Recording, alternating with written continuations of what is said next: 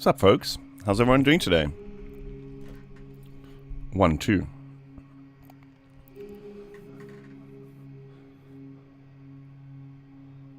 Modal synths. Imagine. So, I'm not sure if Sumu... I'm pretty sure Sumu is more spectral and additive than it is modal. Hey Sam, how you doing? How's everyone doing, by the way? Gilf, Nuno, Mamba, Isomatic, Amin. How's everyone doing today? How's Serum? Damn. Damn, Serum 2 came out like a ton of bricks, eh? From nowhere.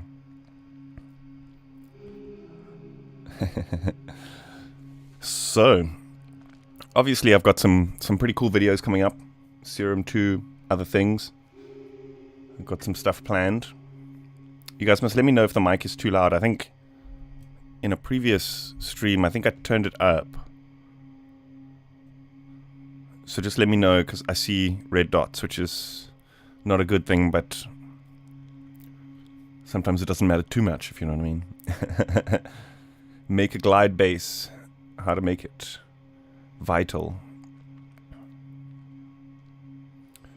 So actually something came up in my Discord. Somebody was asking about a glide bass in Vital, and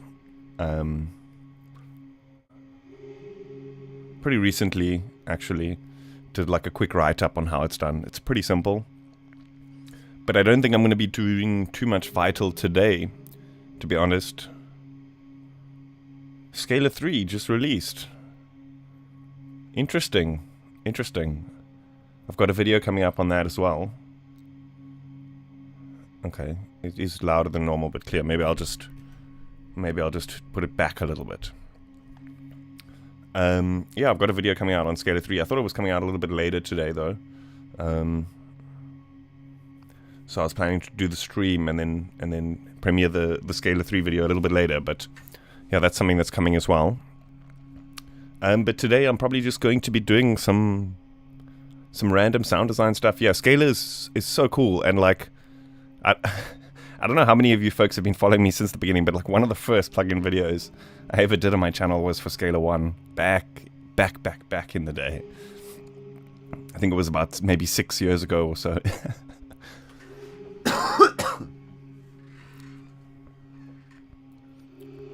And yeah, some of the new features in Scalar 3 are pretty insane. But I don't want to give away too much, you know? You guys got to check out the video later. Is the glide bass different sound, or it's an effect in the bass line? So the like main thing about the glides usually on bass is there's like a couple of ways you do it. I personally like to use like the pitch bend here. So I'll set it to like plus minus 12 and then just do it like this. But then you can also use mono legato and portamento. There's a similar thing in Vital, similar setup. You can use that, but the reason I like to do this is you can draw in the modulation and you can kind of make it custom each time. We may do some of that a little bit later on, but it would probably be inside Serum. I'm hooked at the moment. What can I say?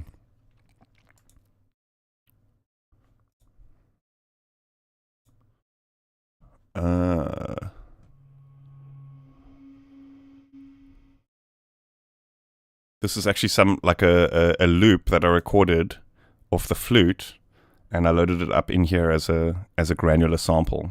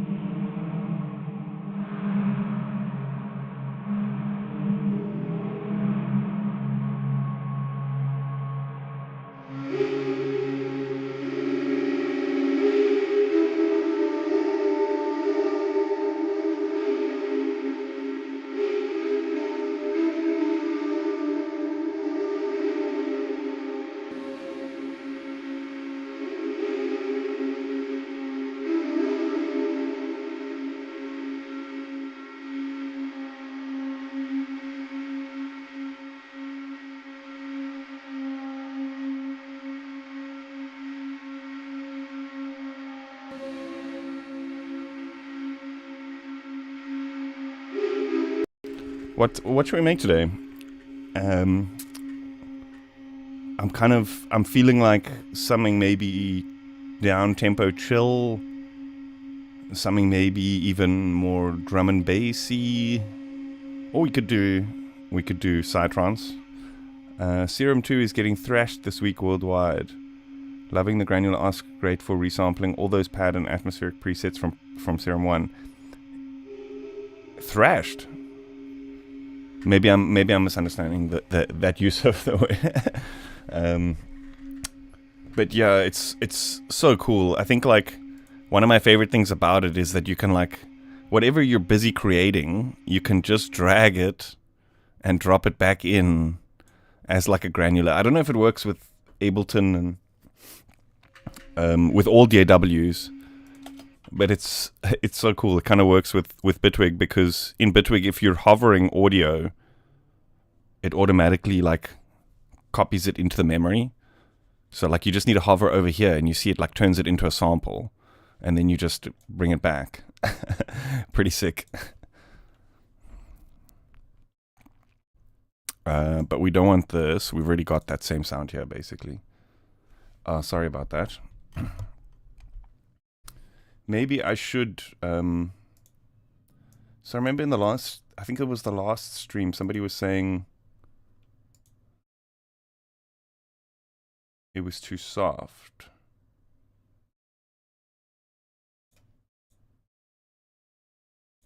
One, two, one, two, one, two, one, two, one, two. Is that better? 1, 2.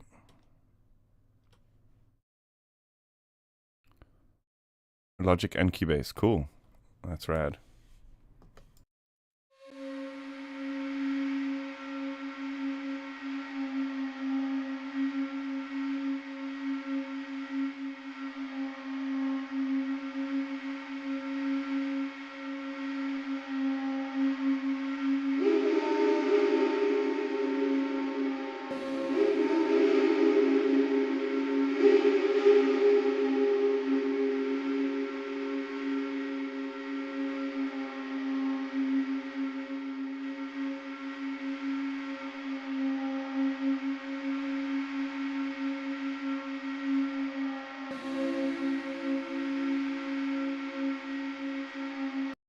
Same, no, that one I haven't finished yet.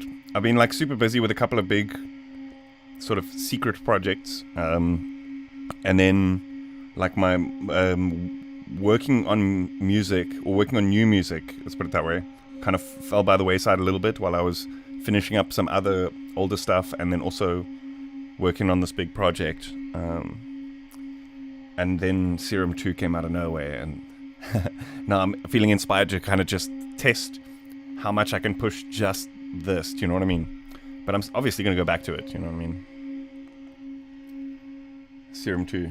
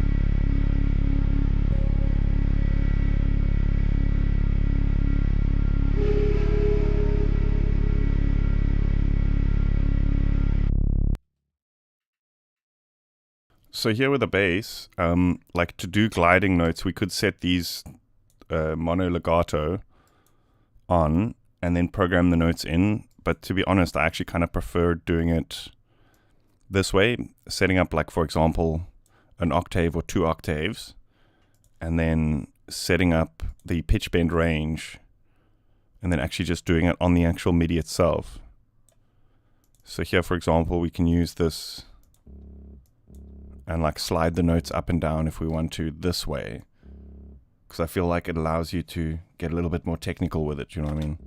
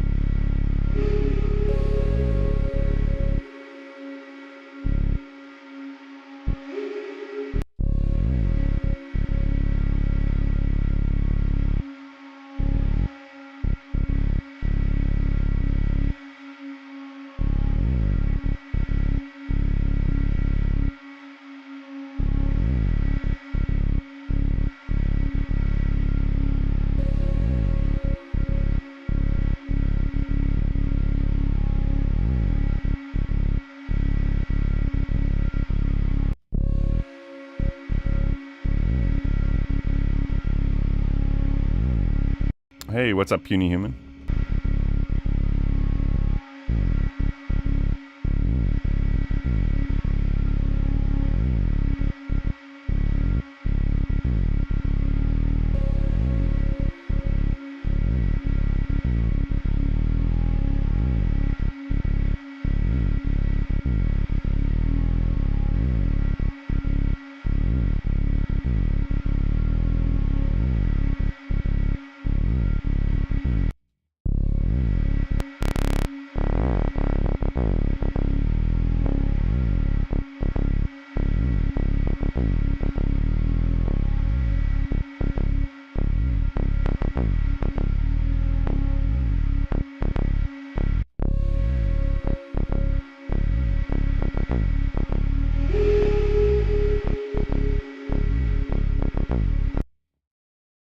Yeah, check this out. So like here we have a thing called diffuser in the new Serum 2 filters, which is basically a kind of disperser clone.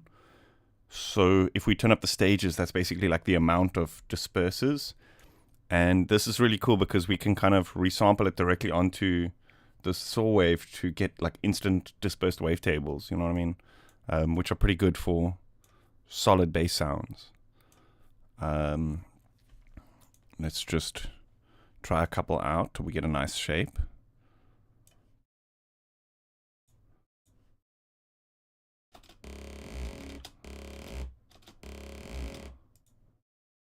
Already sounds good.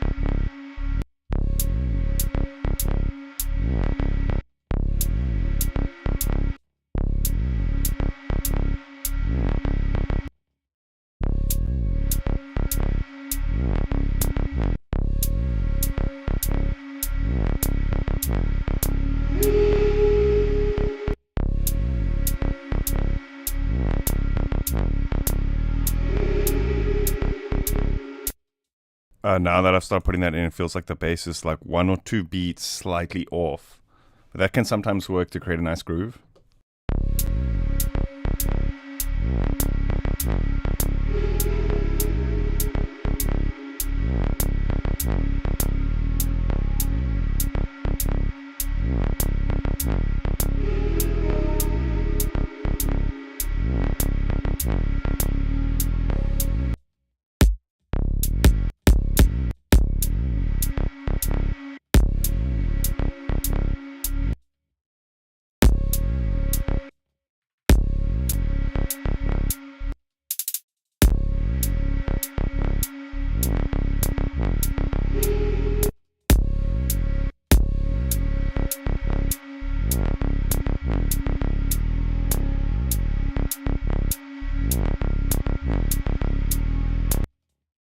Hey, Itai. How you doing?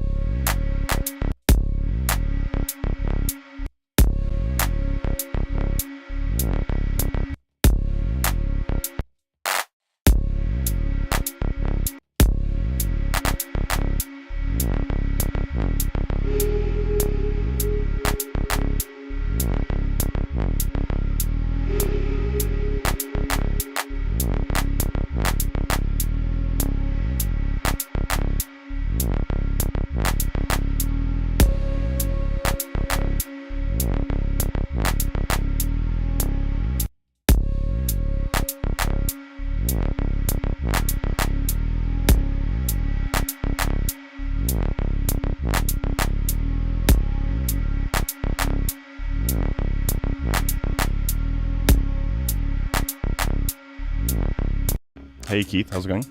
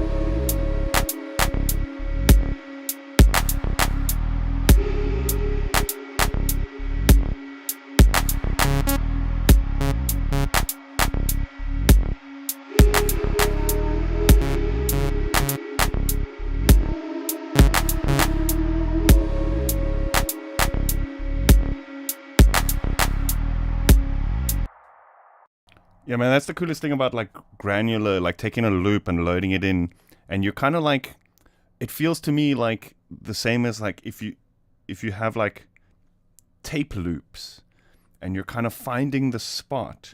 You're not really playing the notes. You're playing parts of time. Do you know what I mean? And that's why I find it so interesting, because you're kind of like scrubbing through time and like finding these moments. Do you know what I mean? And sometimes it works, sometimes it doesn't work too well. But it's like, I don't know, it feels nostalgic because like it's a moment. It's not just like a note that you're hitting. Do you know what I mean? Such a cool concept.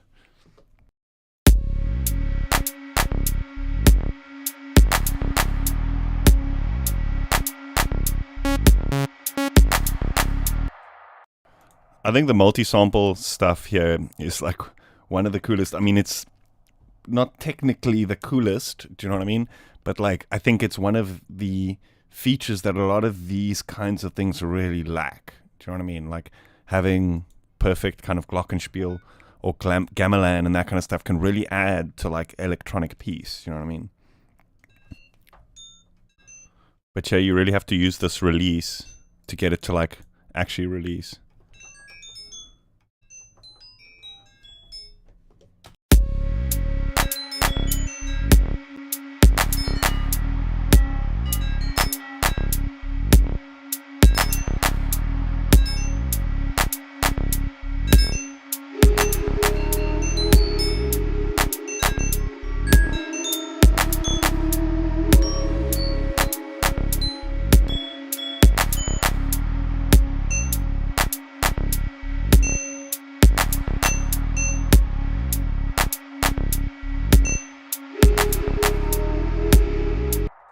I love taking like metallic sounds like this and then using like a modulated delay on these kinds of things. So let's set this to, hey, okay. I don't think Serum 1 had that. Milliseconds. And then let's go right up. So it's like almost like a resonator.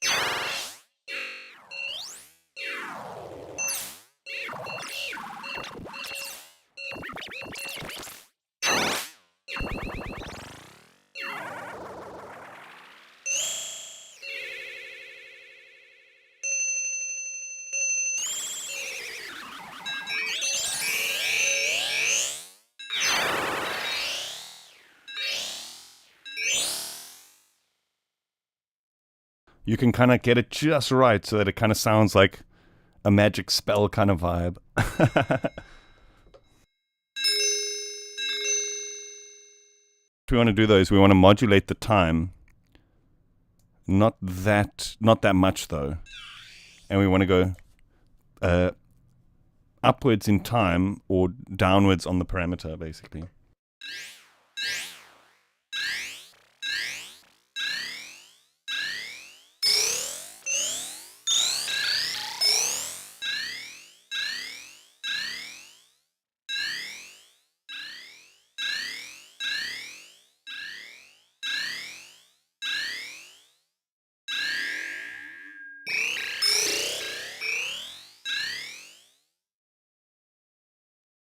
Let's maybe use a little bit of note on random as well. Note on random. And we can set the amount here. Because we want it to be slightly different each time and then modulate from there.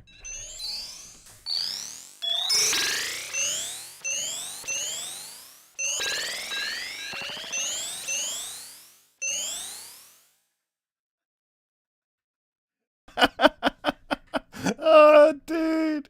What a world. Hey, imagine if electric cars, like a Mario, like a Mario game.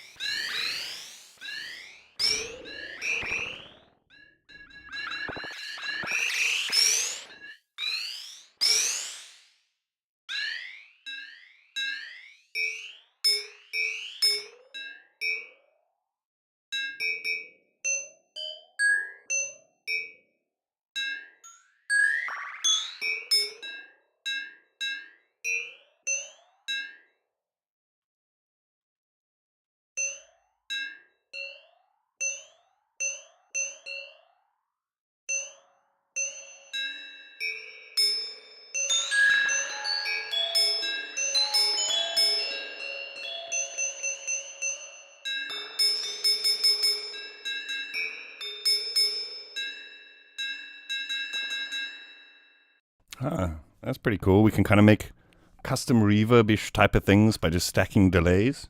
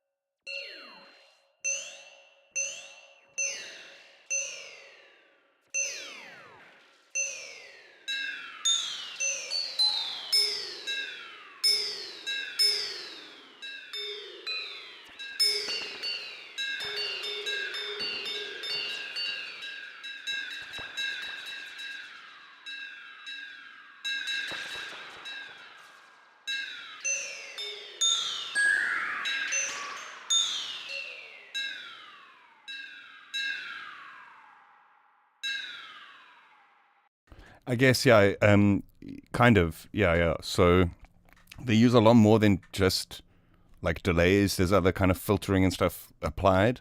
But in theory, yes, that is basically how reverbs work. The thing that makes the sound so alien is because the delay time is what our brains calculate as like the size. So like when we hear that time of something, then that's how we kind of echolocate the size of the environment. But when you modulate it, it's like the environment is changing. So it's like you're inside a hall. It's like getting bigger and smaller, and or like your world is like being scaled up and down and all around.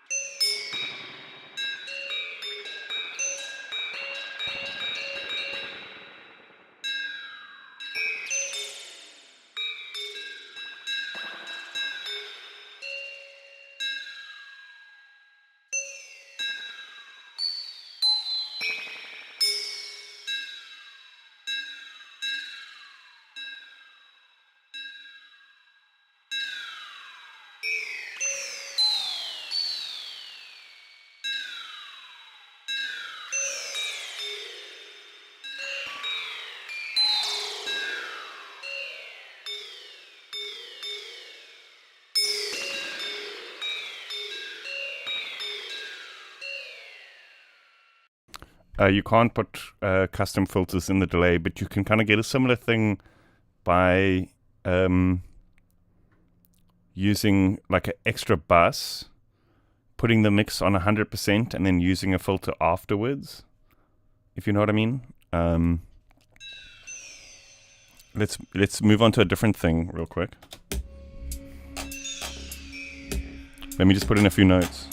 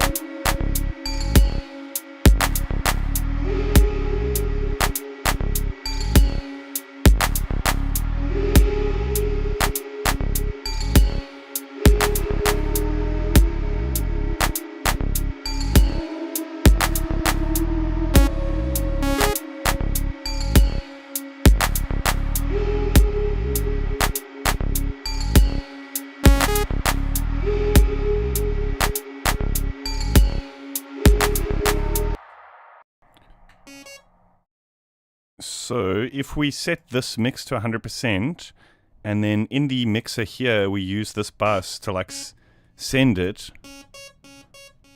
we hear 100% of the delay, but it's mixed in with the original, right? So that means that we can apply the filter in a separate effect, right? So we can use the filter and it'll still apply that filter to the tails of the delay. It's too low now, I think. Does that make sense? Let's go dotted link 1/8.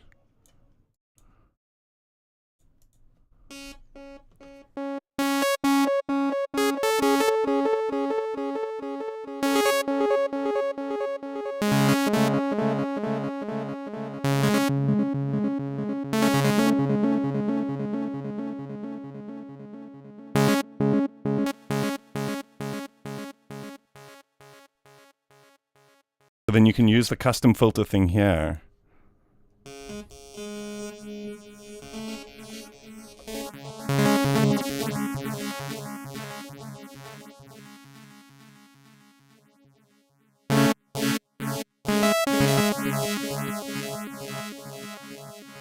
Hey, that's actually pretty sick. Like a phasey Reese on the tail of the delay.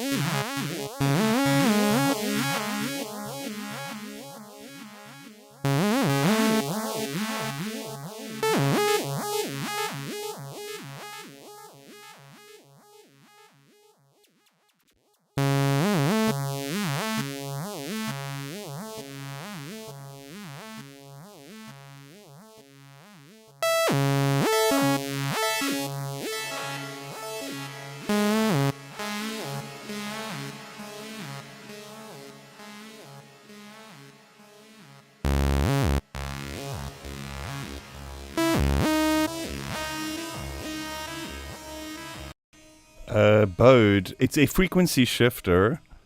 If you want disperser, you can just use this S2 filters diffuser.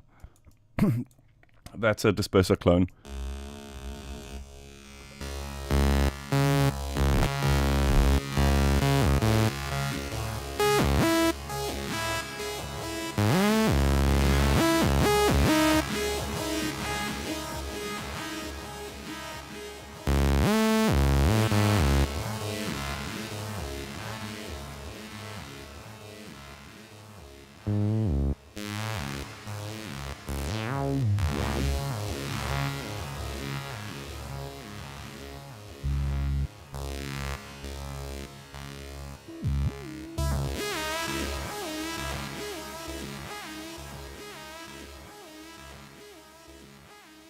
Okay, this is sick. I didn't even realize that we can actually send to the bus from the oscillator or each filter independently.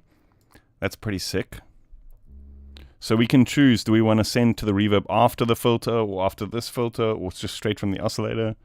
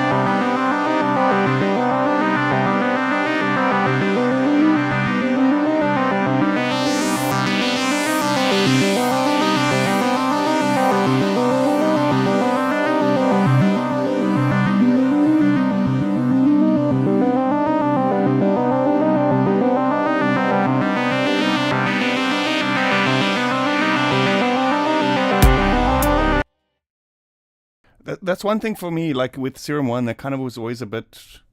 I mean, like, I was happy with them, and for the time, they were incredible, but the effects in Serum 1, when you compared them to other things, like what you could do with Phase Plant and Vital, just always sounded a little bit better in Vital and Phase Plant. Especially the delay, for some reason. The delay in Serum 1 just didn't sound that great. I don't know what was going on behind the scenes there. But here, it's like, whew. I guess it's because you can kind of stack them. You can create your own... you can put a filter afterwards and a reverb and that kind of thing. So you can kind of make the most of having those kind of more DAW-like effects, like sends and that kind of thing, to make it sound so big or whatever, you know. Chorus in Vital is amazing, but I think one of the special things in Vital is how much filter control and other control each of those things had. So, like, for example, the chorus isn't just a chorus. It's like everything from like a frequency shifter to a chorus to a resonator. Do you know what I mean? Whereas the chorus in Serum was very much like a chorus, and it was all right, you know, it worked. But it wasn't as much of like a sound design tool, I think, the effects-wise. But it's a whole different story now. Like, wow. Damn, sick. I wonder if we can actually just drag these clips in as MIDI. That's so sick.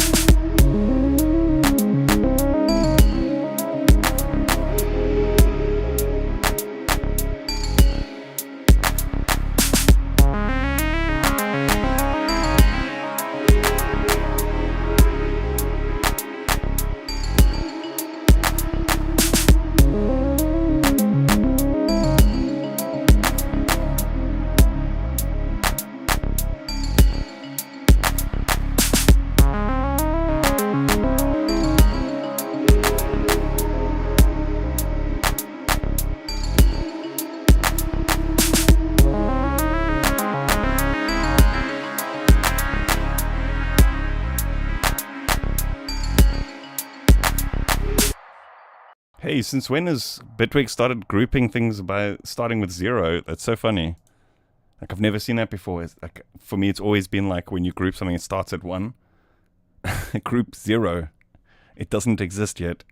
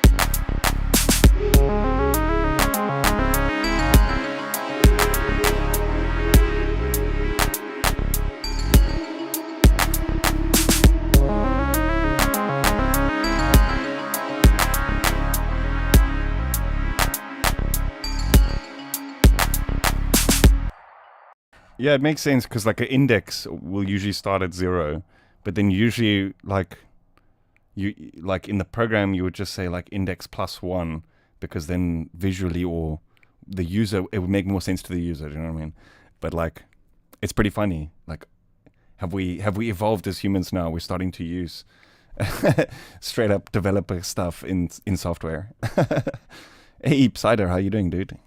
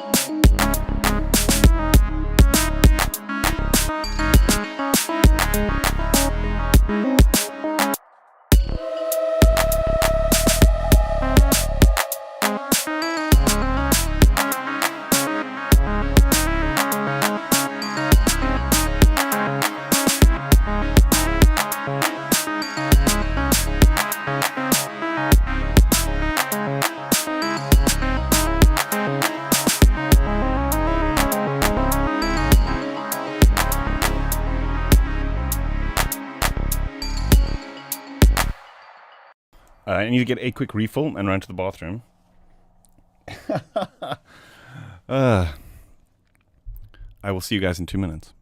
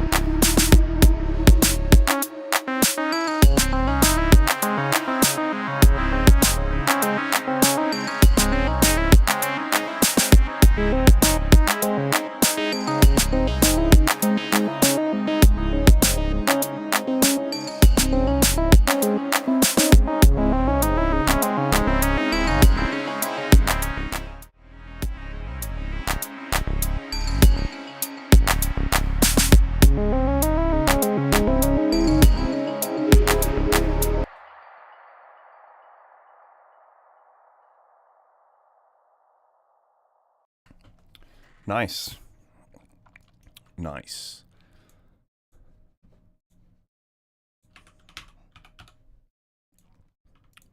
I don't even know like what I feel like making next. I'm just going to open Serum and experiment.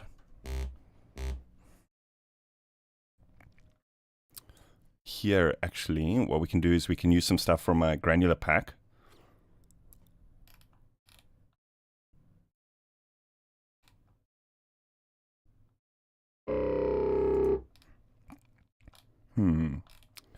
I wonder, are we going to go more tuned? We've got like a fluty thing there already. Maybe we can do like glitchy sounds. Yeah.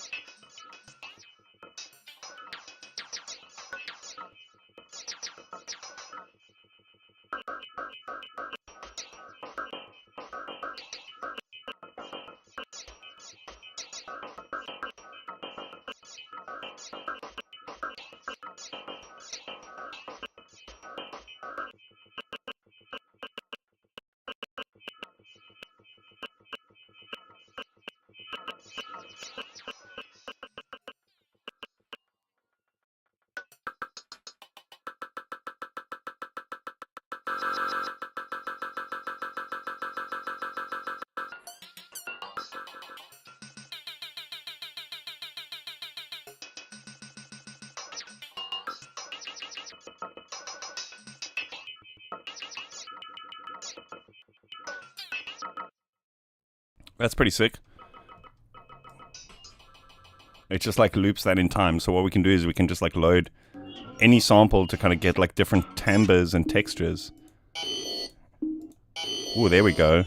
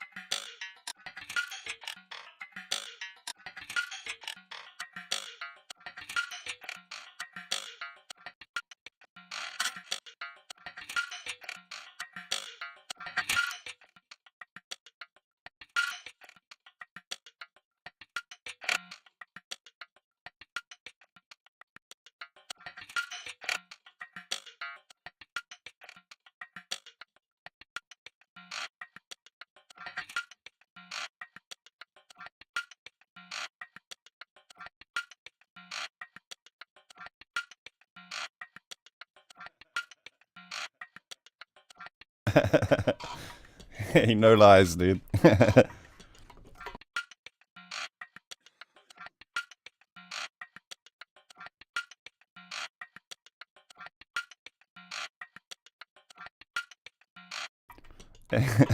Percussion loop made out of like scrapey sounds.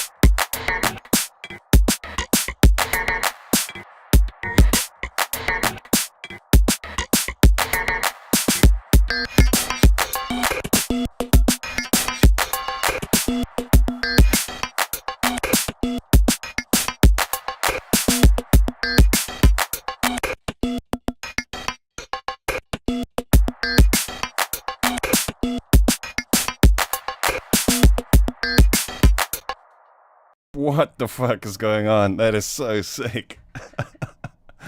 Damn.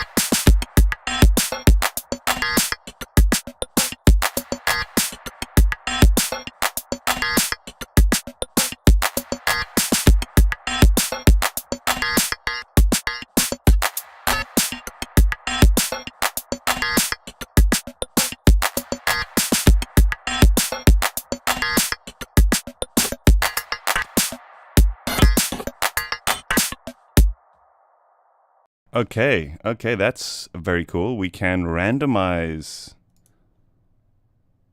steps now. That's super fucking handy.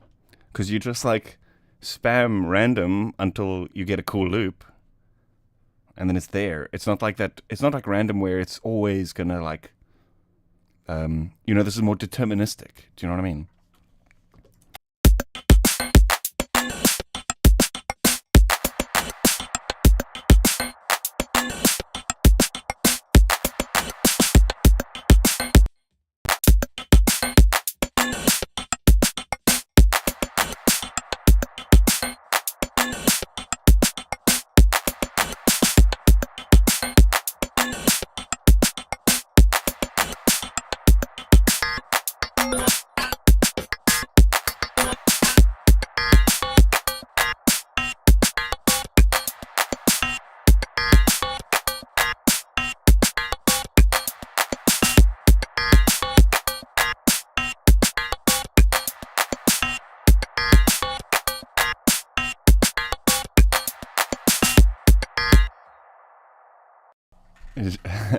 Jared, how you doing? My progress with Serum is so slow that I would have to listen to the beat all day to have gone mad by the evening.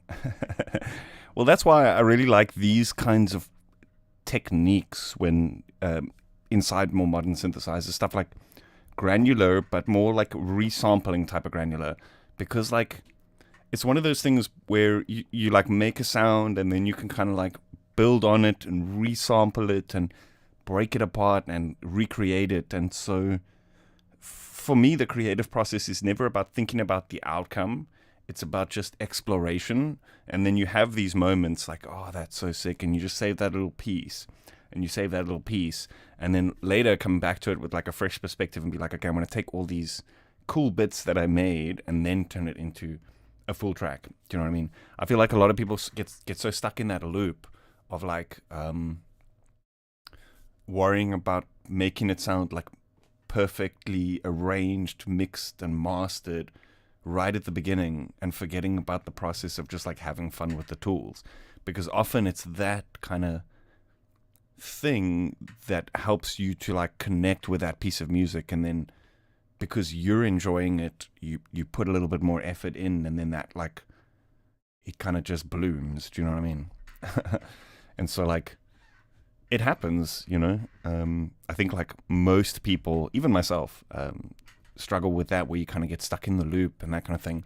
But for me, the most powerful thing about when I feel that coming on is to just like break everything.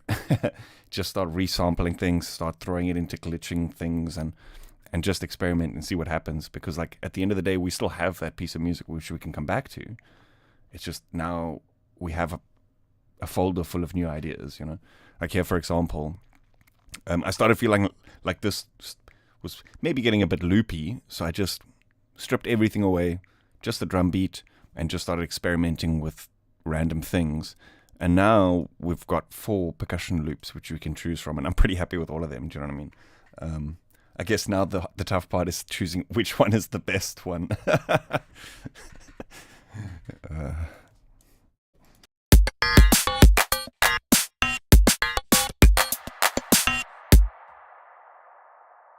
Did we render this one out yet? I don't think so.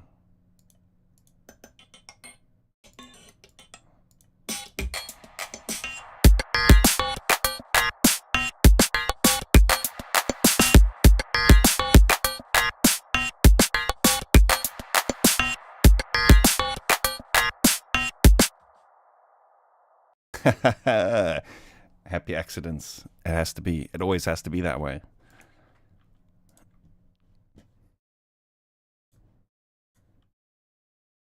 I feel like with any kind of creative thing, it's like we do it for those discoveries. Do you know what I mean? We don't do it to like have a finished perfect piece, because I don't know, how can I put this? How can I put this? As like somebody who makes music, our goal is not to make the perfect piece and then stop making music, right?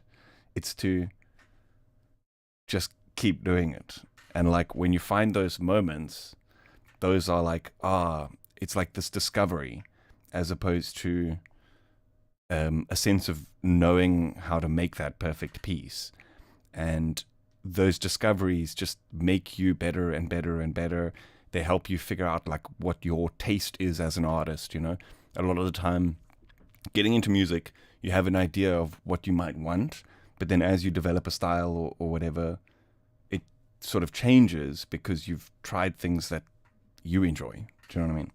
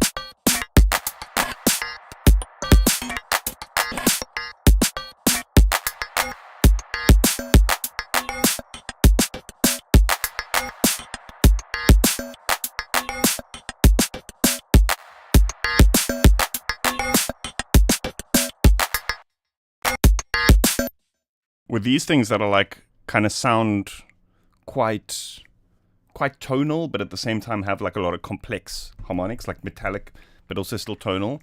What can be really cool is to use to load them up like as spectral oscillators and kind of create like a pad or texture from that. Wait, this loops over and over again, so we technically just need this first part.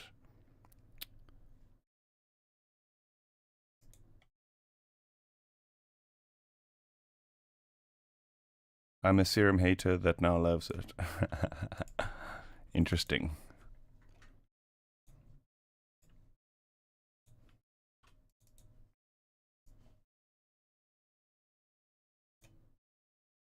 I mean, to be honest, like, I think, you know, before Serum 2 came out, and like comparing Serum 1 to other stuff on the market like Pigments, Phase Plant, Vital, it was a tough comparison, you know, because Serum is like 10, 11 years old now or something.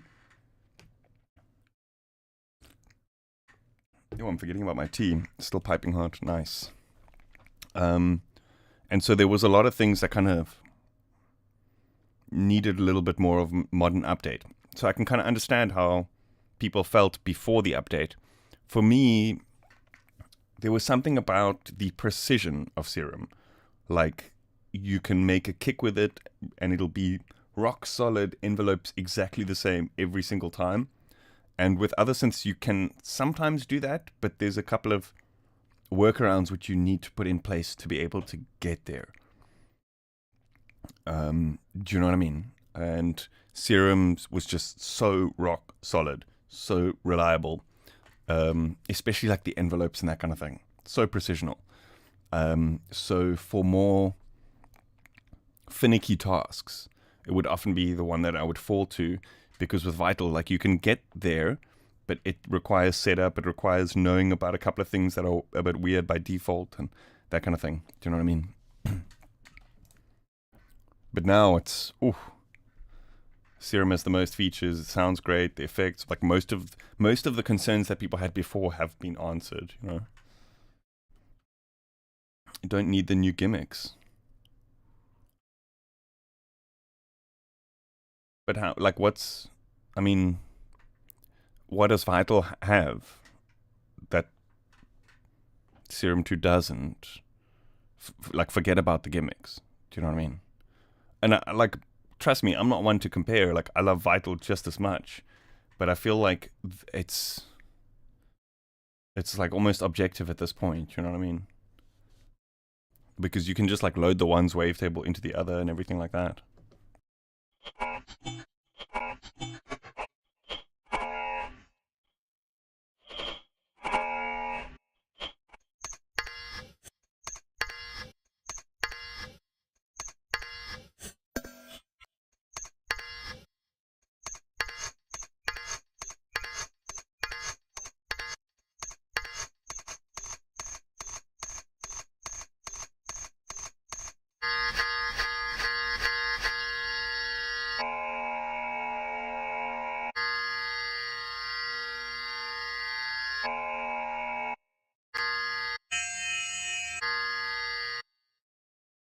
Well, yeah, you can quantize the notes by using the remaps thing. So it's the same as doing it like in Phase Plant, for example. So like, you would set up a modulation on the semitones and then go into the matrix and you actually draw in your snap points that way. So it'd be the same as doing it in Phase Plant. Do you know what I mean? Okay, stereo. Okay, Cyber, you know. That's like the one thing. Okay, I knew that would happen. I shouldn't have said anything.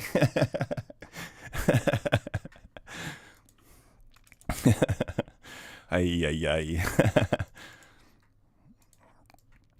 But like, yeah, you can. It's not quite as, I guess, simple and elegant.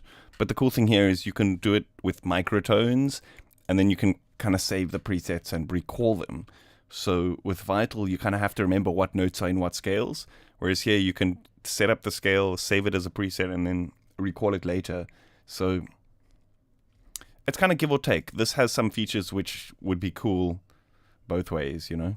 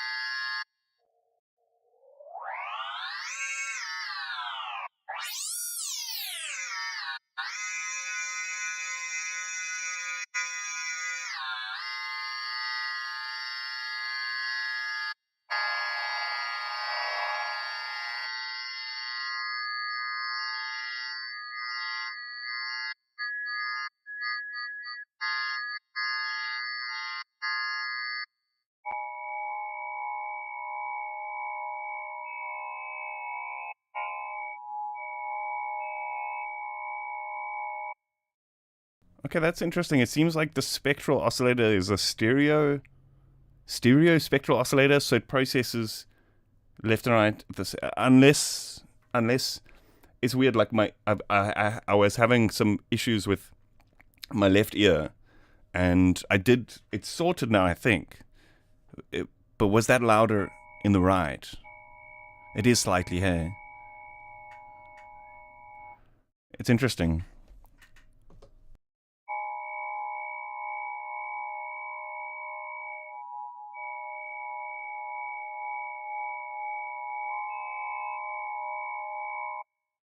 It's actually, I think, different frequencies.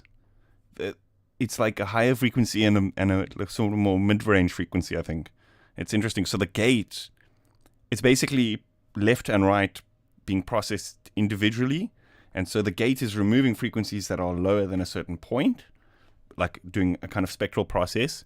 And so obviously, because the two signals are slightly different, the results are slightly different. I wonder if we can kind of do things like swap them around or anything like that. That would be interesting.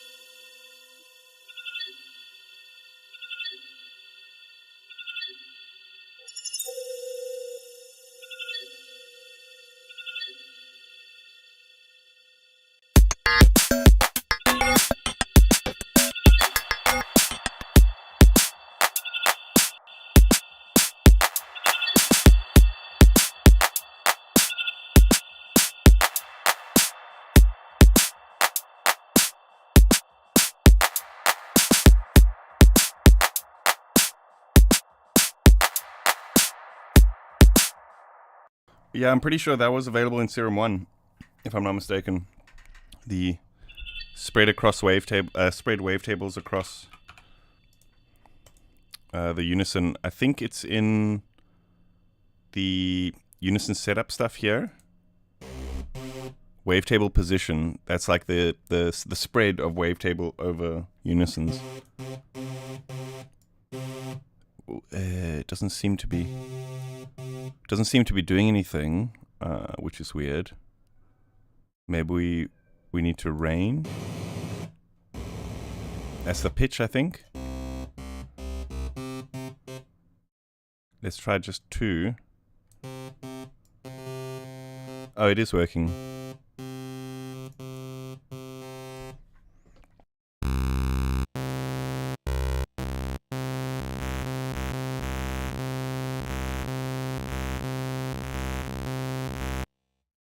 I think it's just because if you're using so many unison voices, you don't really notice, like you can't pinpoint where, you know what I mean, which one is which, so it's a bit harder to tell.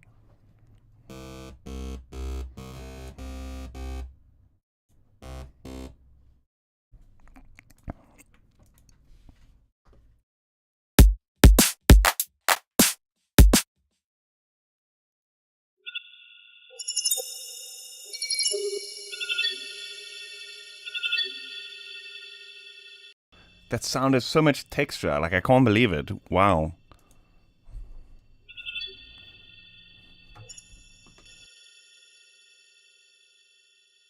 There's no crazy effects or anything, just like distortion and reverb. Crazy stuff. The Spectral oscillator. Wow.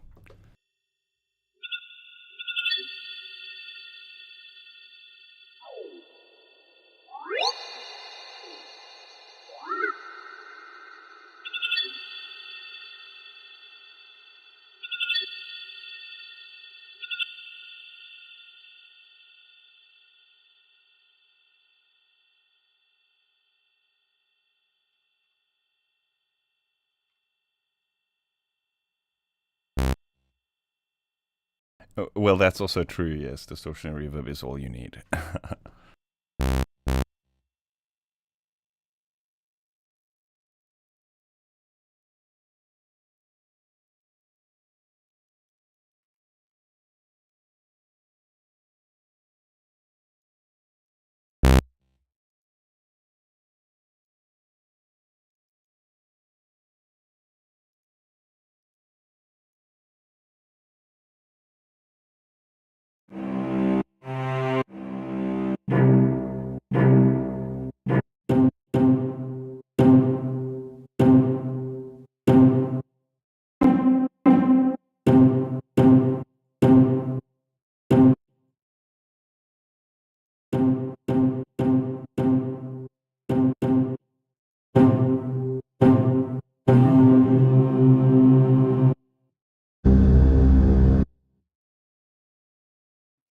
Hey, that is sick. That's a pretty cool workflow. I didn't even know, like, I was just like, hey, you know what would be cool? Is if we could go straight from, like, a random multi-sample sound into, like, Spectral and Granular. And it turns out you can. Fucking hell, they've thought about literally everything. Let me just grab another example here. Maybe like a kalimba, classic.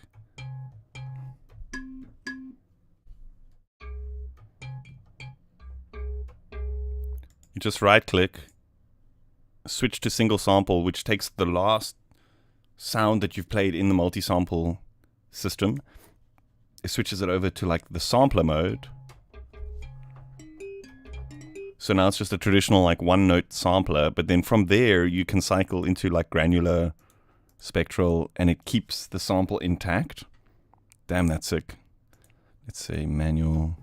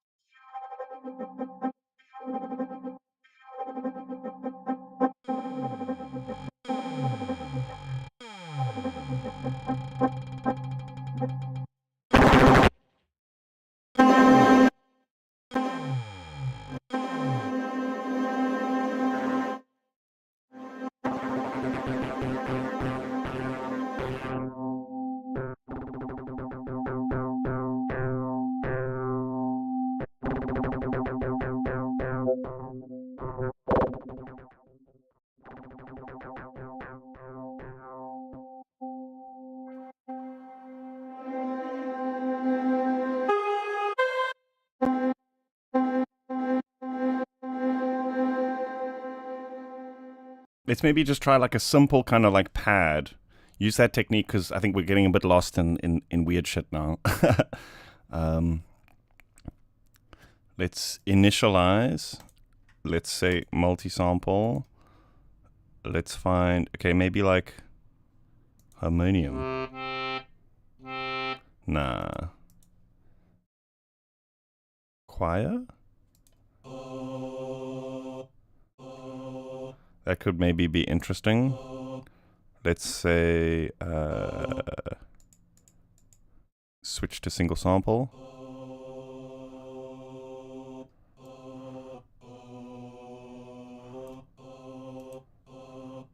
And then let's switch to Spectral. Let's say manual. And then we can like make like a pad sound or something out of this, out of these harmonics. Do you know what I mean? We can maybe just use a bit of the gate to remove some of that noise.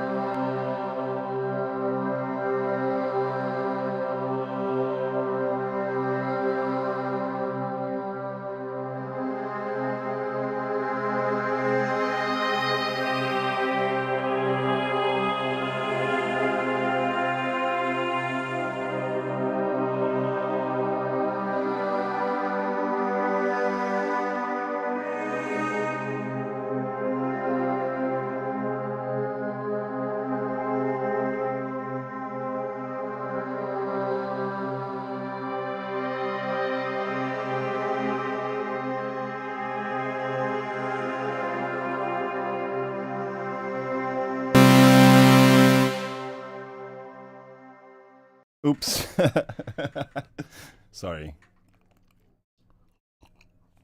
Hey, it's crazy. I love like the sort of mix between like modern spectral processing, but then also just that like classic unison saw wave. You know what I mean? That classic unison saw wave. It's kind of like a because a lot of the time with the sort of more if we think about like the Blade Runner theme, for example, the sound is like a unison saw wave, but then it's so processed and it's like recorded onto tape, and then there's a lot of other stuff being added to it to add that kind of texture.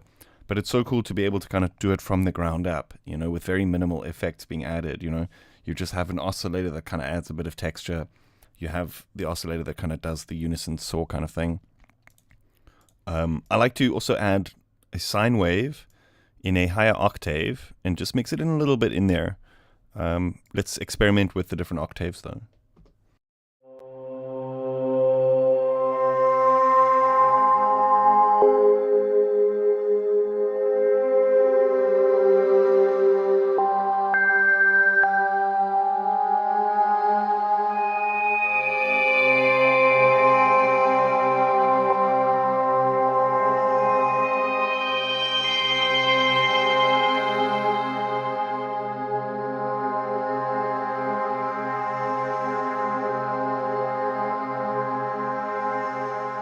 Maybe with this one we can add like a little bit of vibrato.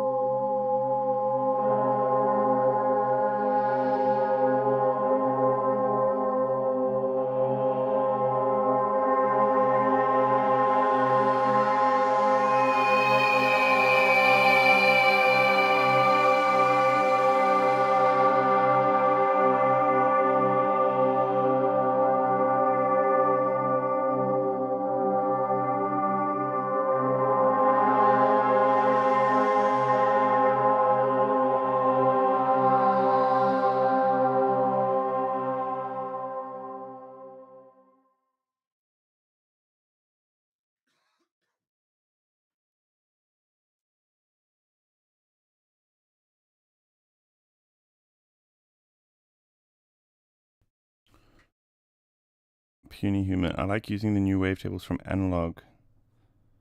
Oh, do you mean in the Serum 2 folder or the Serum folder? 0.5 difference, but I feel fancy. Well, did you know about this whole thing here? This whole thing in the global menu. So what this does, it's actually so cool. it basically makes Serum act more like a analog synth. So one thing, I guess, the main difference between digital and analog is in a analog polyphonic synth, when you play a chord, like each of the notes in the chord is being generated by its own little mini monophonic synth, basically. So like an analog polyphonic synth has multiple little mini synths inside it, right? And very rarely will you find ones where all of those little mini monophonic synths are actually perfectly in tune, perfectly in phase and everything like that. Everyone is slightly different. And this system kind of emulates that. But I think one of the coolest things about it is, like, you know, often with plugins, like you'll get plugins that kind of attempt to be analog, but then they skip out on a lot of the really cool digital features. And then vice versa, you get plugins that are like unapologetically digital, and then they miss out on some of these kind of more analog features, you know. But then having it like super clean and super digital, but the ability to not only kind of make it each voice sound a bit more analog, a bit out of tune and that kind of thing, but you can also save presets or make your own presets and that kind of thing. So you can kind of create your own analog sound kind of thing, like I don't know if that makes sense, and then save it as a preset and load it later on down the line. Or you can just choose from a bunch of the factory ones, you know. But it's not just the oscillators. So it's stuff like the envelopes as well. Like sometimes with a polyphonic synth, two of the voices, their envelopes will be slightly different and that kind of thing, you know, because the timings are slightly off, because it's all just circuitry and capacitors and that kind of thing.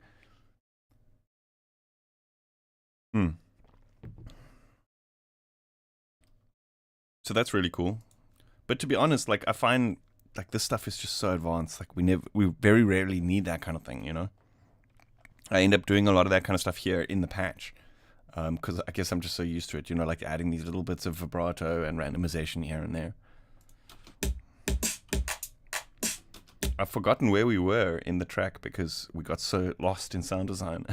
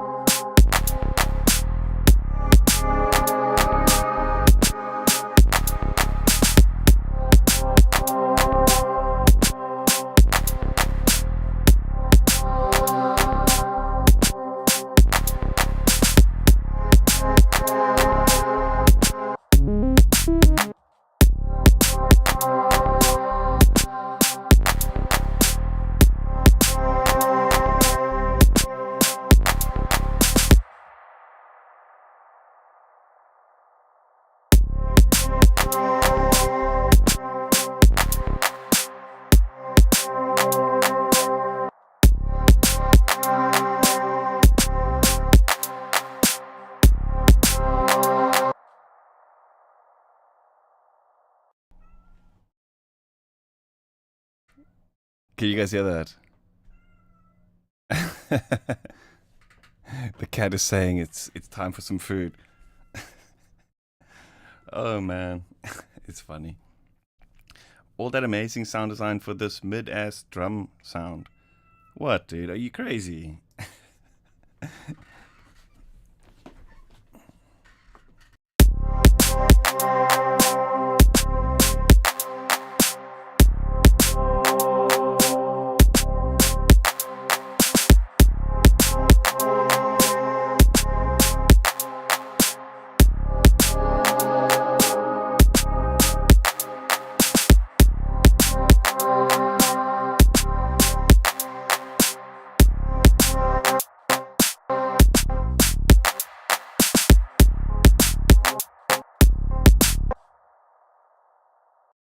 Oh, I'm so used to like using LFO tool and stuff. I've like forgotten the workflow with Gatekeeper. Crazy.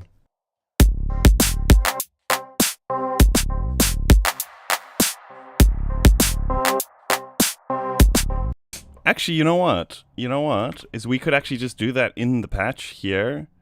Because I think in the mixer, this volume here is post effects.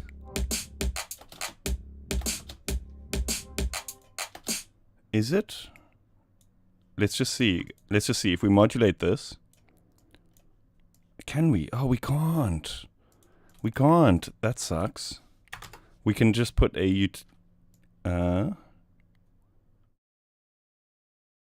is it default 50%? We can just put a utility afterwards. And then just modulate this.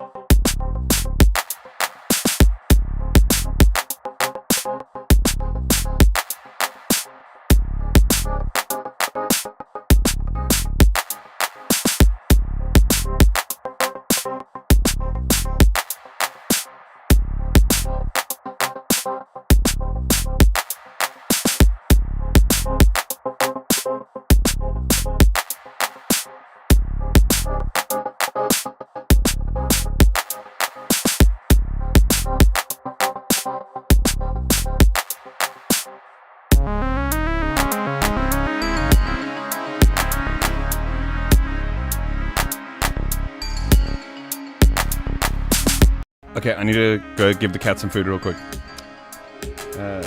True. I mean, nowadays there's so many volume automation plugins like Shaper Box, Snap Heap, like literally everything. And it's like it's kind of bog standard now to have MSCGs in a plugin as well. So you can do that basically anywhere now, I think. So it's all about like what workflow is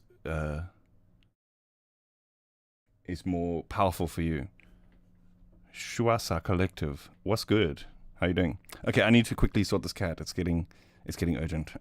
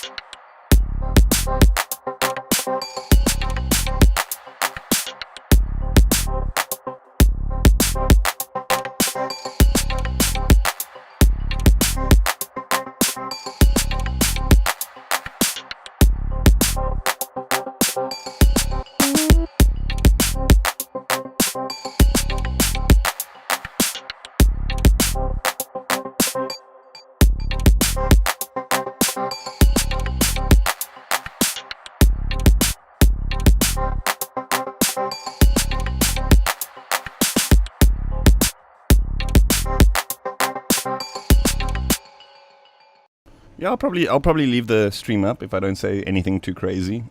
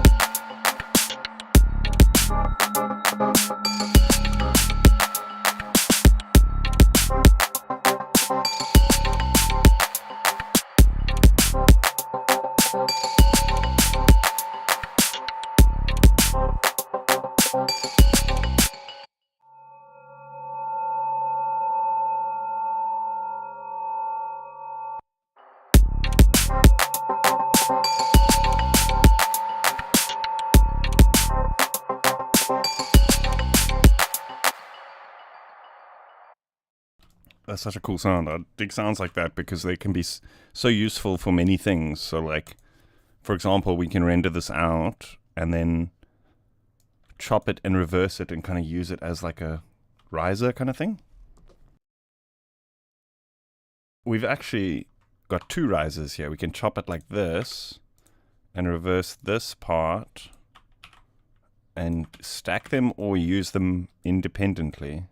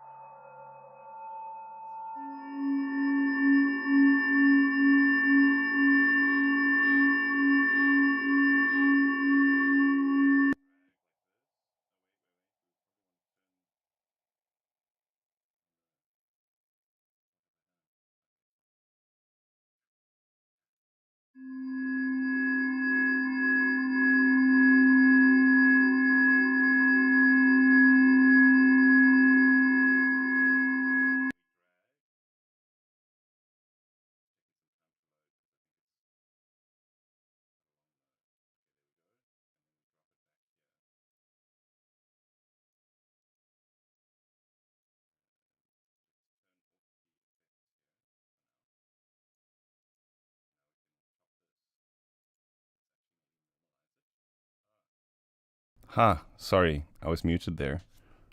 They just put Scalar 3 out. I know. I'm late to the party. I didn't realize it was coming out. I knew it was coming today, but I thought it was later today. So I do actually have a video coming out on that. I'll post it hopefully right after the stream. Which MIDI controller are you using? This is an Arturia Keystep Pro. Then another one that I use quite often now, more for like MPE stuff, is the Osmos by Expressive E. Really great thing, but it's more of like a synth / MIDI controller, but I use it mainly for the MPE capabilities. But those are the main things that I use in the studio, really, in terms of controllers. Yes, Scalar 3, going to be awesome. And I'm just trying to think now what was I doing when I was muted? Okay, so this drag thing where you can drag the last sampled note out. If you like drag it and then don't drop it, just hover, then come back into Serum and drop it there. We can kind of load it up as one of the other oscillator modes. So you can, when you drop it, it asks you, do you want it as a wavetable or whatever. So it's a nice way of like quickly resampling things. Really, really cool workflow. And it's great for going from something like this, which was like a more spectral kind of sound, and then throwing it in as like a granular, which has a little bit more of a kind of precisional approach to actually arranging the sound, Yeah, you can actually hear in the spectral oscillator as well. You can, is it here? Import PNG as a spectral sound or as a wavetable as well. Is Scalar more interesting than Riffer or Chord Jam? It's difficult to answer. So Riffer is good for more like just like ARP type things or sequences that repeat. Chord Jam I never really used because I didn't really see a use for it, because Scalar is that. So Riffer is more for riffs, like repetitive patterns, and Scalar is more for more complex chord arrangements. Do you know what I mean? So it depends on the type of music you're doing. Like if you're doing psytrance, Scalar may not be too sort of useful to you, because you may just want to create acid patterns, and then Riffer is pretty cool for that. Do you know what I mean? That being said, is nowadays a lot of plugins come with that kind of stuff built in. Like Oratoria Pigments is such a good randomization sequence generator that I've been using mainly that recently, and then just sending the MIDI out and loading other synths afterwards, sending the MIDI to other synths basically, and just generating the acid leads and stuff that way. Scalar is really good because for somebody like myself who's not too clued up about music theory and that kind of thing, and say for example I want to do like an orchestral piece for like a work project or something, like I'm doing like a piece for like film or whatever the case is. My weakness is I kind of know scales and that kind of thing, but I struggle to kind of put it all together like on the spot and write music for more traditional means. Do you know what I mean? And Scalar is fantastic for that, because it kind of gives you all the options. Most of the time it kind of sounds good. Chord Jam, I guess, it kind of attempts to be something similar, but it's more randomized, whereas Scalar is super well thought out. Like the scales and the chord options are like, it's less random. It's all kind of thought out, if you know what I mean.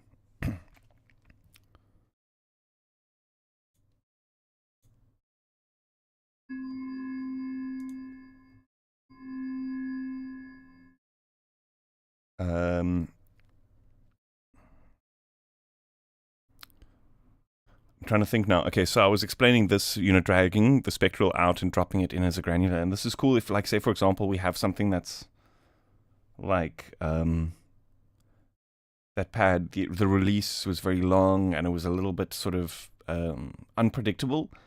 With a granular, we have a little bit more control in terms of the predictability. So we can kind of scan through it, or we can manually scan through the positions. Do you know what I mean? Hey, Lucas, how you doing?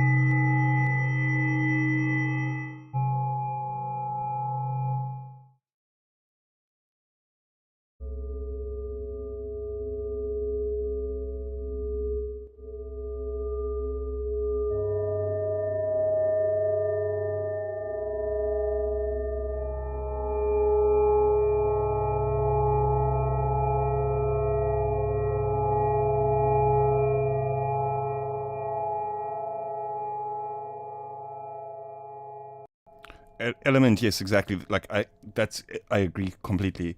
One of the things about for me when I'm approaching creating music is I often think within scales or within singular chords, and I struggle to think of the more like the bigger picture in terms of arrangement, and that it helps to give you ideas of how to break out the box, Whereas the other ones are kind of more focused on randomly generating smaller parts of a song. Scalar is really good at like giving you ideas for a finished picture,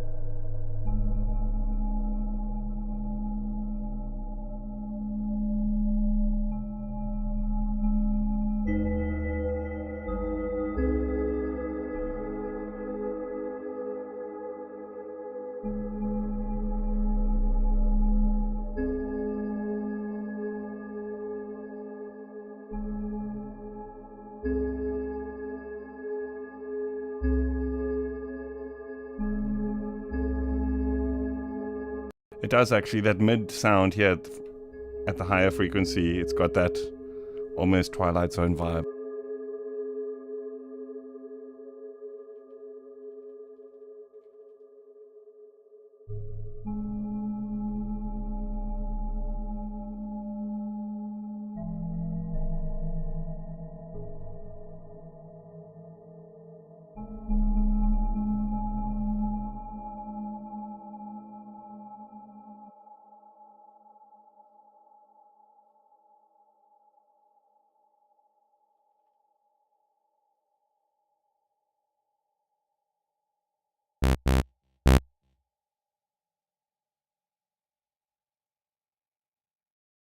Let's make some bassy things.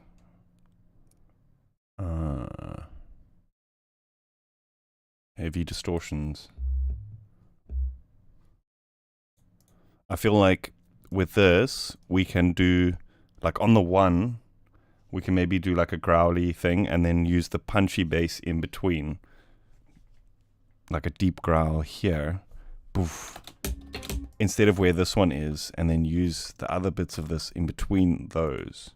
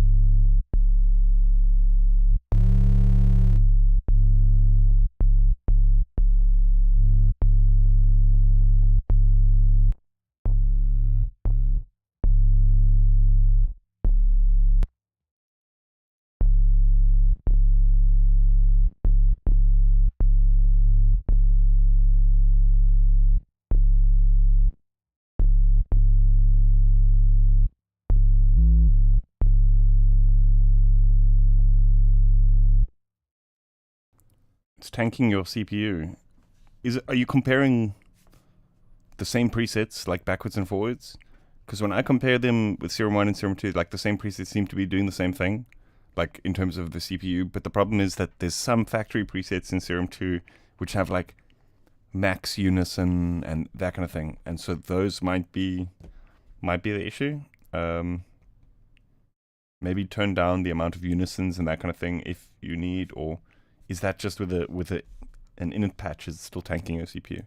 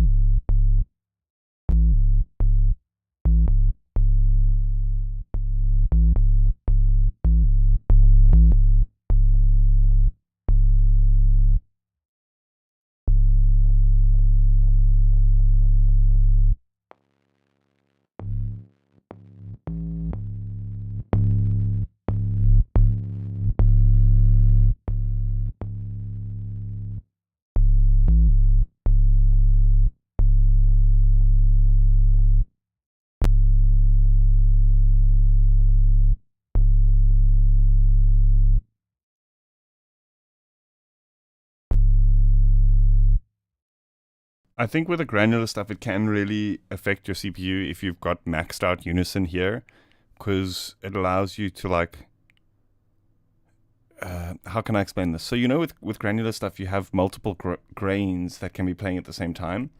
So let's say, for example, you have your, I briefly explained this in the Serum 2 granular video that I put out a couple of weeks ago, like at launch. Here, 7.5 grains, right? This is kind of multiplied by the amount of voices in the unison. So if you have 16 voices of unison, and you have this at 30, and then you play a chord with 5 notes in it, you take 16, you times it by 30, and then times it by 5 again, and you have a massive number of 130 voices playing at the same time. So I think it, no, I don't think it scales. I think this is 130 times 30, because 16 times 5 is 130. Yeah, okay, anyway. That's what's causing the CPU issue. Do you know what I mean? It's not Serum 2, it's the fact that Serum 2 allows you to go there. You know what I mean?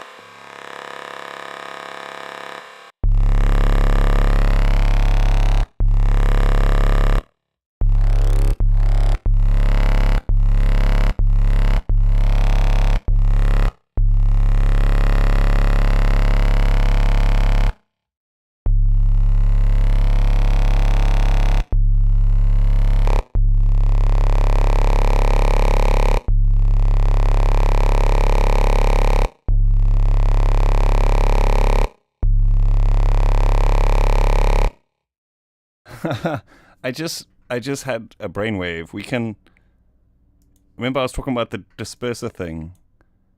I didn't think like we could just load it also as like an effect as well, just in the filter rack. But that also means like we can stack them up if we wanted to.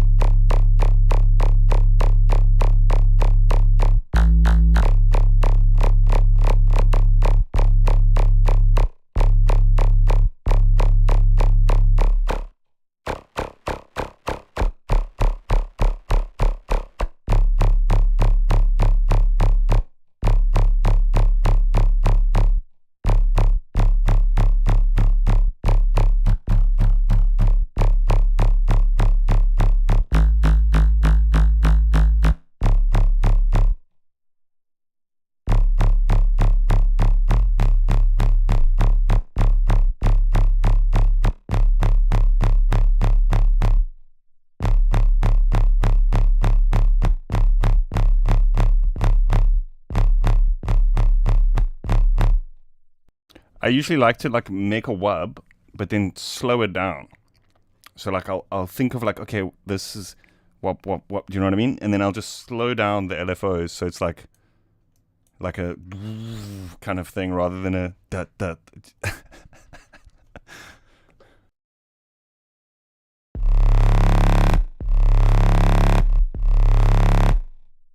And then often set this to like envelope mode as well, so it kind of just and then sticks there, almost like a kind of lead, but a bassy lead.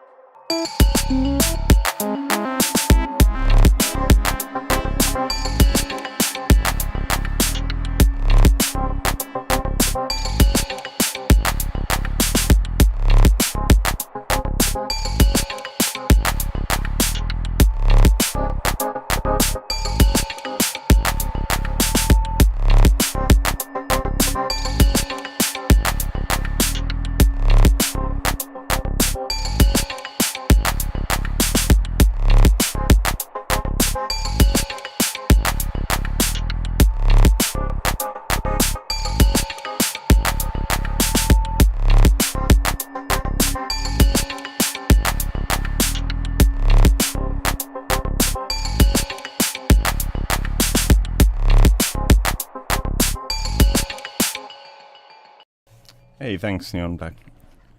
My Serum 2 glitches big time in GarageBand and Waveform when I use Granular or multi-sample. More glitchy in Waveform, I'd say, though. Did you see that? Were you here a couple of minutes ago when I was explaining the thing about the Granular voices? I did also explain it in the video I did on the Granular, Serum 2 Granular thing a couple of weeks back. Basically, some of the presets just are like beasts. They have like 100+ voices. So with older processors, it may happen. But as far as I'm aware, the CPU usage with if you compare the exact presets between Serum 1 and Serum 2 is the same. Filterverse is a filter plugin, really cool, really cool. By Polyverse.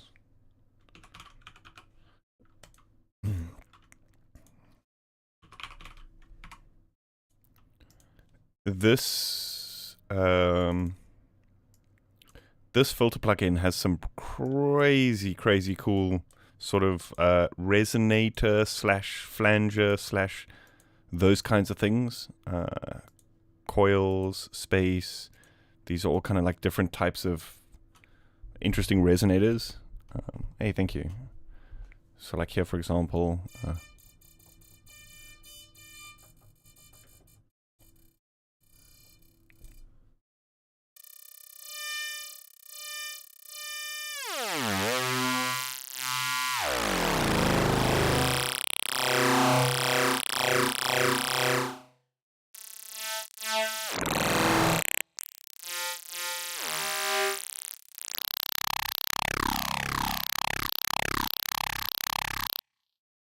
it's honestly some of the craziest filter types, like in a plugin. Most of the time, you get a filter plugin and it's like, oh, low pass, high pass, band pass. Oh, and now it's a low pass, high pass, and band pass from some other analog synth, and now it's another one from some other analog synth. But then you get the ones that like will give you kind of all of these things in one, and then a whole other system and a whole other system, and there's some stuff in here which is like temp pitch, which is a filter based on a delay, as far as I know. Yeah, so you can do like, it can go all the way into the delay sort of tempos, and then all the way up into like the resonant frequency tempos. But then there's one called Yaled Opmet, which is like tempo delay, but it's the reversed. So each of the things, each of the tails is now reversed, but it's also still a filter. So you can kind of modulate it in real time and stuff. Really weird stuff, yeah.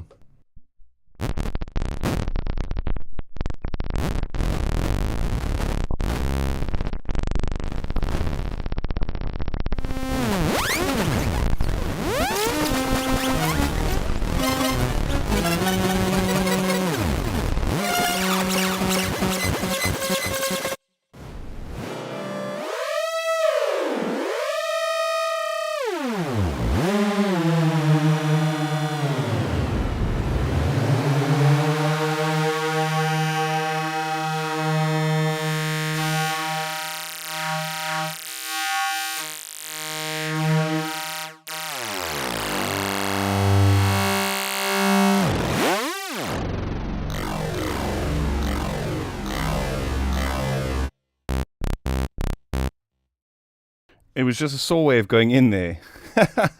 What the fuck? Yeah, it's like it's the Respace machine. It's got everything. It's got like all those weird filter types, all those weird resonator types, all that kind of stuff, kind of really neatly packed into like a filter beast. Sorry, I apologize.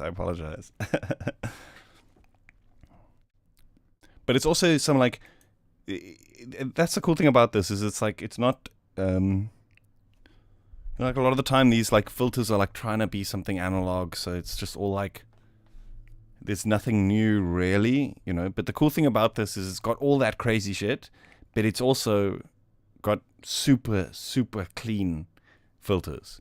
The bread and butter filters, right? Wait, is this bypassed? Yeah.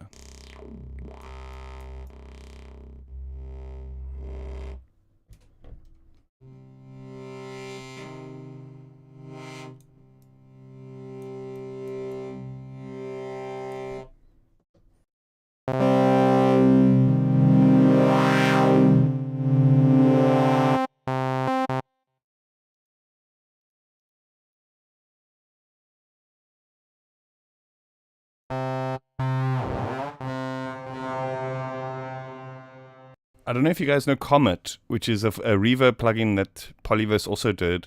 And I think Space is a filter based on Comet reverb.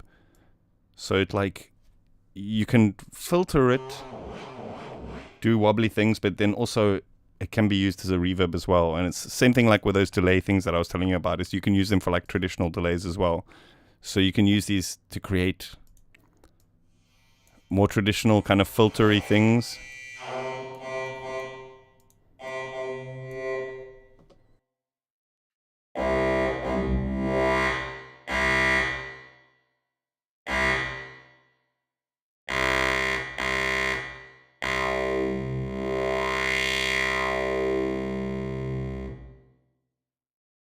Modulations are pretty good as well. They've got this meta, which is which is like a macro. We've got an oscillator, so we can use this to feed input, like feed audio into the chain. So it can work basically like a standalone synth. I'm selling this thing now. No, I'm not. I don't sell it, but I mean, like, I'm doing a good job of selling this thing now. ADSRs, sequencer, which is basically like an LFO, but also a sequencer. And I really like how you can kind of draw in these wacky shapes and then morph into something more like boom, boom, boom, boom, or smooth, you know? So it's really cool that you can kind of go in between these things super, super fluidly. Let's link this to the cutoff here and this twist as well.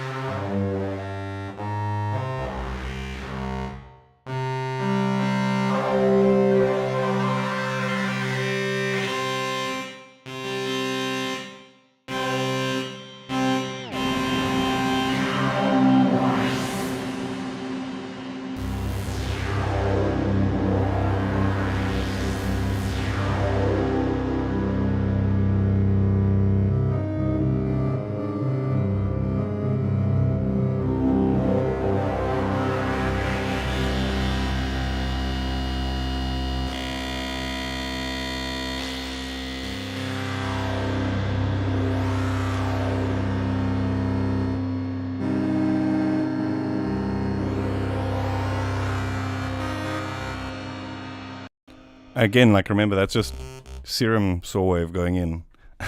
Crazy stuff. Who did that? Who was like, what is full of You guys have a knack for being like, wait, what's that plugin? And mentioning like one of my favorite plugins, and then I just go on a tangent.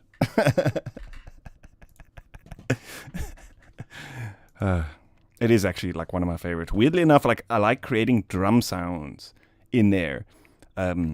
Because of the fact that like you have that oscillator built in there, so you can kind of set that to an attack. to just a pluck. And all those resonators and all that kind of stuff, you can create such cool drum sounds using that. Do you use Shaperbox 3 too? Nah, not really. I use mainly Snap Heap. I almost said Snape Heap. One of those days. Snap Heap, just because it's similar, maybe not as intuitive, but you can do more with it. So like there's more effects, there's more different types of modulators, you can stack them up and that kind of thing. But I do see the use in Shaperbox 3. I think it's a good plugin. I just don't personally have it because, like, for me, I've got so many things that do that, you know what I mean?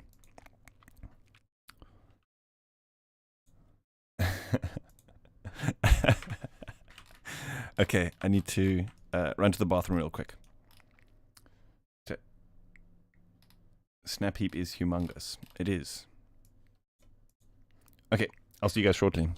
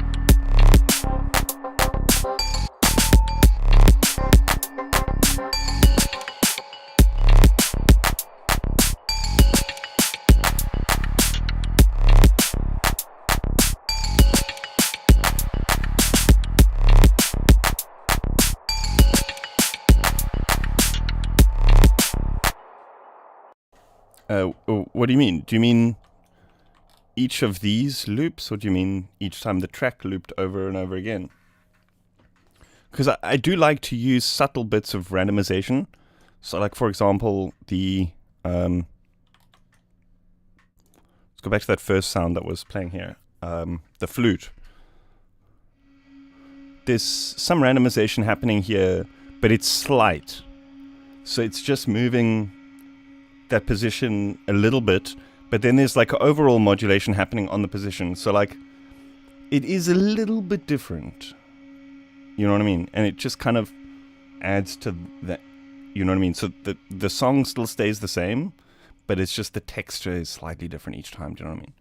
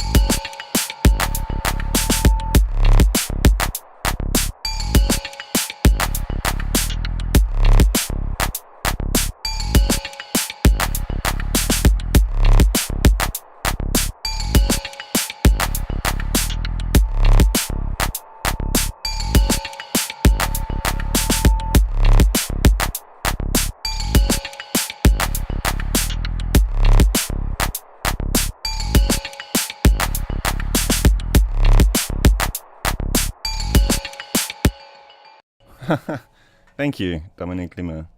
I feel like this is music for a video game. Very nice. It's funny, like,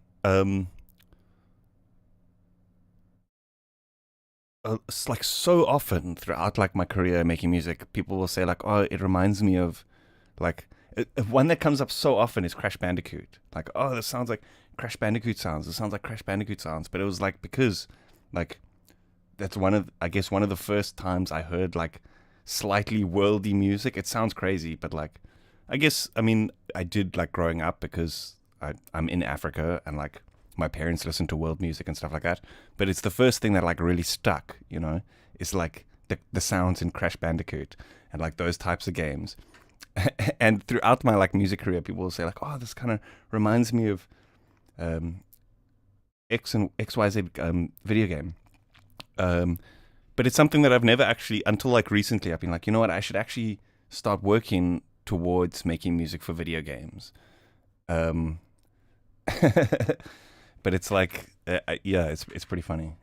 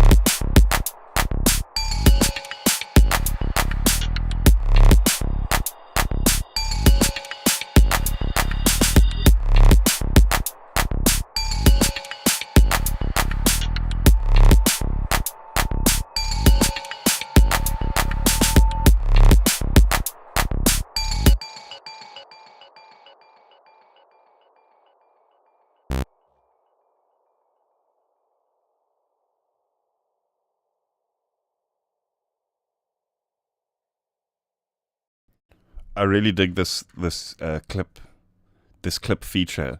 It's like they thought, okay, well, you know, everyone's asking for an arpeggiator. What can we how can we future proof this? And it's like, we'll give you a whole damn piano roll, 10 of them, 12 of them. Oh, it's crazy. I think one of my favorite things about it is this like randomization stuff here, though. So you can kind of create little mini arps. Say, for example, like here in the first, let's do it up. And then let's do down.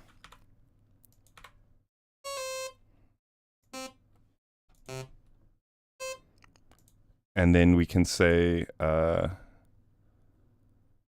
length, let's just make it 2 beats. And then randomization, random.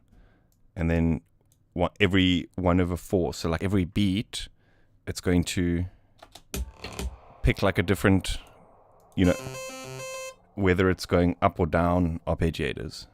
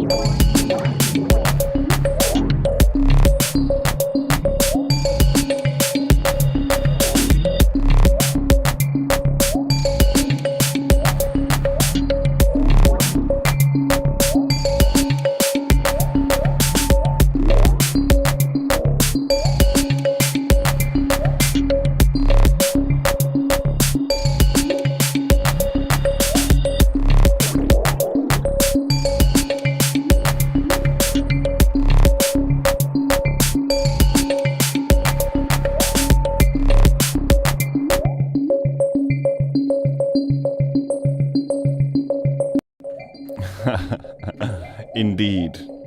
Duda is the dude.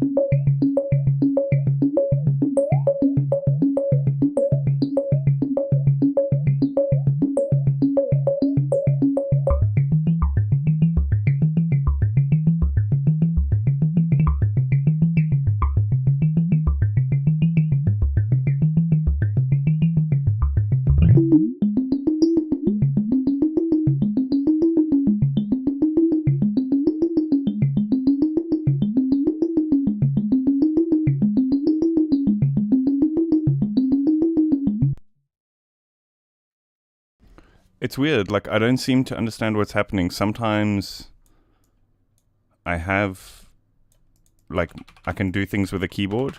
Sometimes I can't. There must be some kind of like thing that I sometimes switch that I don't seem to. As far as I remember, this little icon here meant that you have keyboard control. Is it this? No. Weird.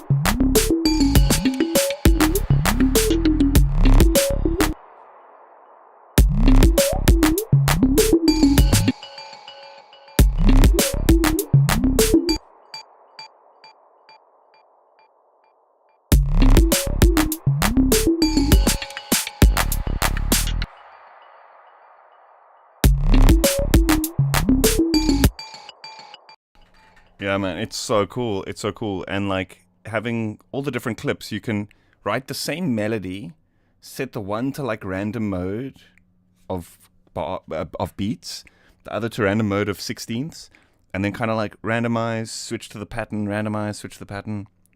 Such a cool vibe. I love it. I wonder if, because we've randomized this, I don't think we can drag it. The MIDI will still be the same, I believe. Yeah. So we can't, it's not like a,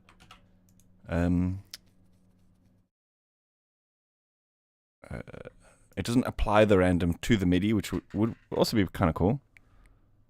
You look like virtual. What the fuck? Do you think so? That's pretty funny.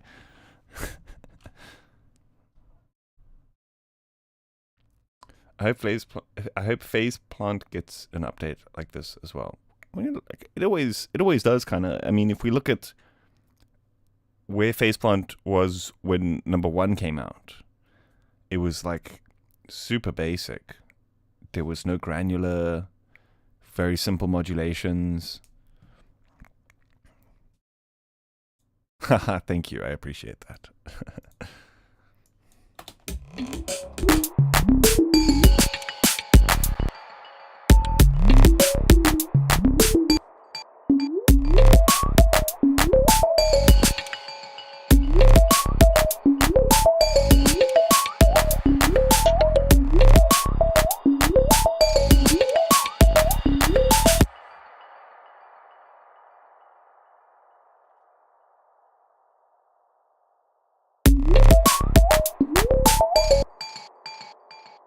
I wonder what would happen if we took like a melody like this, rendered it, and then loaded it up in the Spectral oscillator. Because it is kind of just spectrums, like harmonics, right? It's saw waves. Madaza Music, how's it going?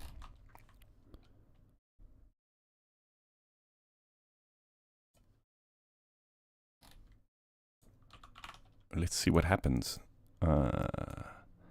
So this is that Serum. Although I turned the tuning off, so it's back to C as the root note. But that's fine because we're going to retune it once we drop it back in here, right? Oh, check that. That's basically that piano roll, right? Did you make the Phase Plant presets? That's me, yes. Not all of them. Some of them. I have got some Phase Plant presets in the factory pack, and I've got some a bank with them. So let's check this out. That's pretty sick.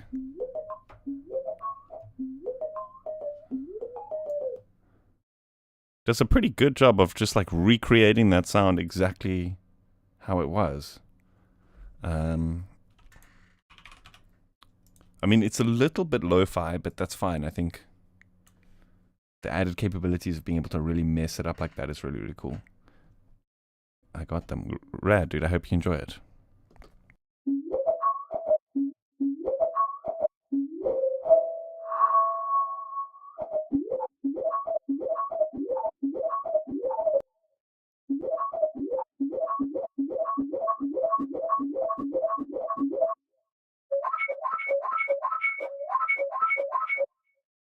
So here with a scan, you can set the range. So for example, if it's not going fast enough, you can actually set it up to 800%.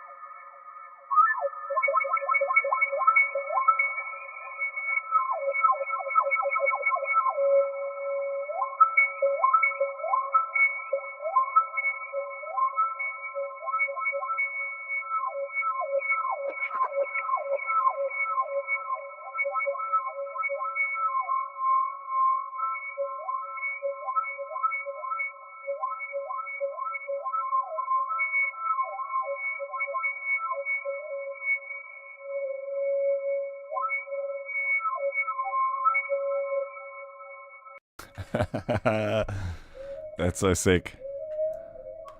Kind of like bird song. Ooh. That's nice.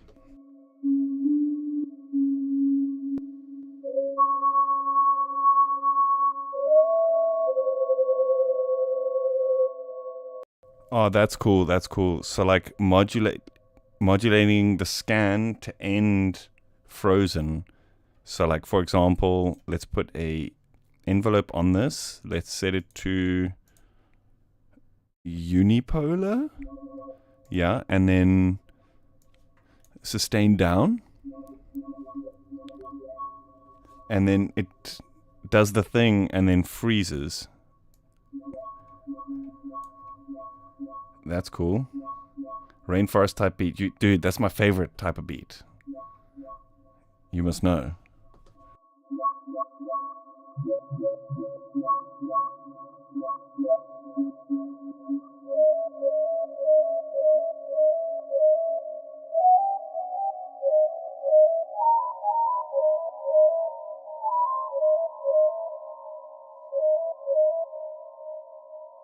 It sounds like a flute. That's so sick.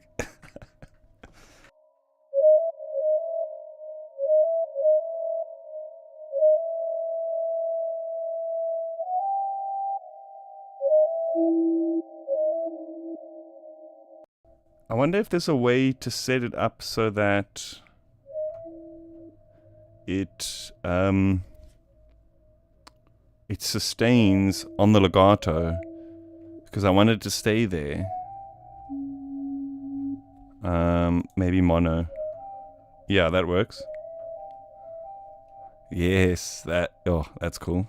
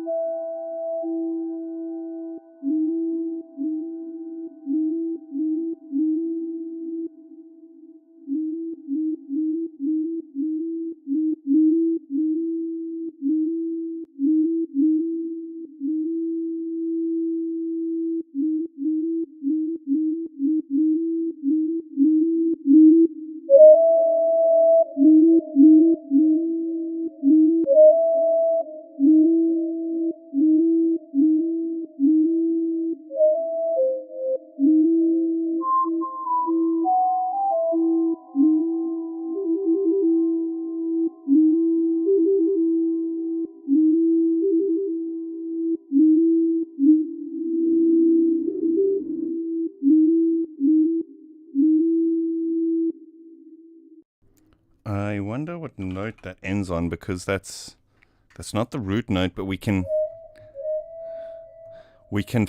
like adjust things so that it is actually the root note when it ends. Okay, so D sharp, that just means 3 down, 1, 2, 3, and so when we hit a C, it should be playing. It should sustain on the C. Okay, that's pretty fucking cool.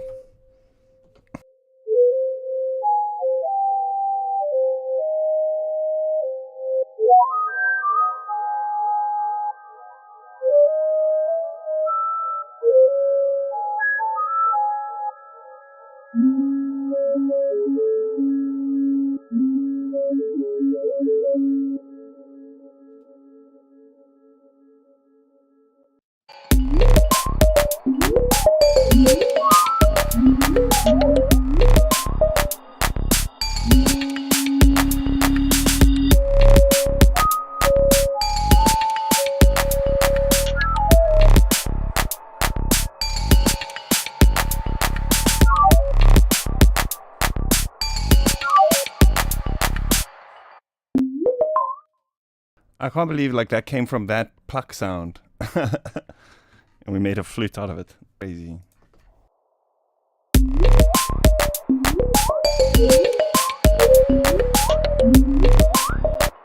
actually listening to them side by side, it's interesting because you can kind of hear, they have the same harmonics, right? It's just that, like the envelopes or like the way the sound is articulated has changed.